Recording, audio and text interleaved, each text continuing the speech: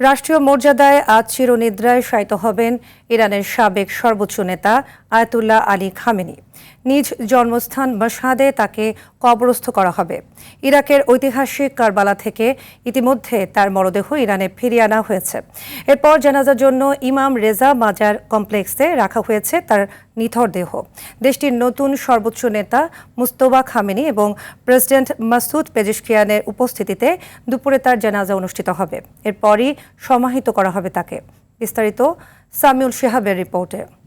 তিব্বত কদুর তেল চুলকে করে শক্ত আর মজবুত, ঠান্ডা মাথায় ভালোবাসার জয়।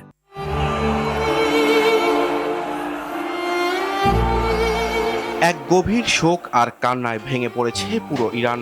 আজ বিষাদের সেই চূড়ান্ত দিন। মাশহাদের পবিত্র ইমাম রেজা মাজার প্রাঙ্গণে চিরনিদ্রায় শায়িত করা হচ্ছে সাবেক সর্বোচ্চ নেতা আয়াতুল্লাহ আলী খামেনিকে। আজকের অনুষ্ঠান উপলক্ষে ভোর থেকেই মাশহাদের রাস্তায় নেমেছে লাখো মানুষের ঢল। মাজারের দিকে যাওয়ার সব রাস্তায় কালো পোশাক পরা মানুষের ভিড়, তাদের হাতে খামেনির ছবি আর শোকের ব্যানার। গত 28 ফেব্রুয়ারি ইরান যুদ্ধ শুরুর দিন যুক্তরাষ্ট্র ইসরায়েলের হামলায় পরিবারের 4 সদস্য সহ নিহত হন খামেনি। এর পরপরই তার দাফন হওয়ার কথা থাকলেও যুদ্ধের তীব্রতায় পেছানো হয় তারিখ। সর্বশেষ তেহরান ও ওয়াশিংটনের মধ্যে সমস্ত স্মারক সইয়ের পর তার দাফনের বিষয়ে সিদ্ধান্ত নেয় ইরান সরকার।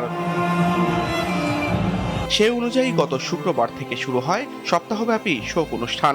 শুক্র, শনি ও রোববার তেহরানের প্রধান মসজিদ গ্র্যান্ড মোসাল্লায়, সোমবার কোম শহরে এবং সেখান থেকে উড়োজাহাজে করে মরদেহ নেওয়া হয় প্রতিবেশী দেশ ইরাকে।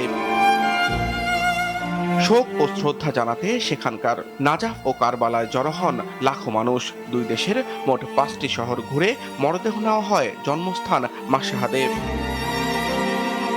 আজকের এই বিদায় অনুষ্ঠান ঘিরে নিরাপত্তার চাদরে মুড়িয়ে ফেলা হয়েছে পুরো মাশহাদ।